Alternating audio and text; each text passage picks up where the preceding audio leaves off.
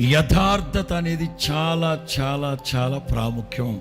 అందుకే దావీదు అంటారు, మా ఇంటికి ఎప్పుడు వస్తావయ్యా, నేను మా ఇంట్లో యథార్థంగా నడుచుకుంటా. అలాగే సొసైటీలో కూడా నిర్దోషమైన మార్గములో వివేకముగా ప్రవర్తిస్తాను. ఈ రాత్రి కాస్త ఆలోచించండి.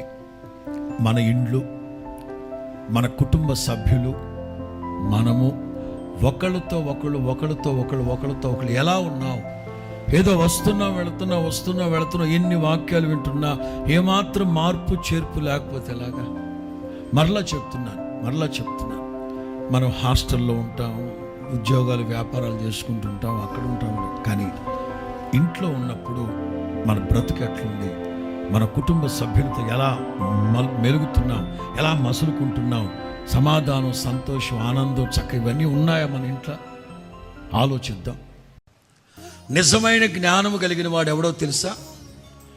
వాక్యాన్ని కూర్చుకున్న వాక్యాన్ని నేర్చుకున్న సంగతులను బట్టి మనస్సు మార్చుకోకపోతే ప్రభు ఓర్చుకోరు సుమి. అర్థమవుతుందా? వాక్యాన్ని కూర్చుకున్న వాక్యాన్ని అభ్యసించిన దాన్ని బట్టి నేర్చుకున్న సంగతులను బట్టి మనస్సు మార్చుకోకపోతే ప్రభువు ఊరుకోడు సుమి. చాలామంది జీవితాల్లో పశ్చాత్తాపం లేదు, పరివర్తన లేదు. ఇవి రెండు చాలా చాలా ప్రాముఖ్యం.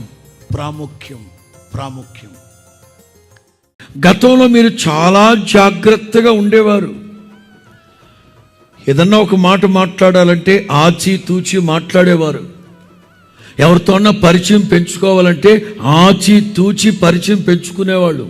ఒకప్పుడు సన్నిధిలో ఆచితూచి అడుగేసేవాళ్ళు. ఇప్పుడేంటో అజాగ్రత్త ఎక్కువైపోయింది, సోమర్తనం ఎక్కువైపోయింది, ఆసక్తి నీరసించింది, నిరాశతో భక్తి చేస్తున్నారు.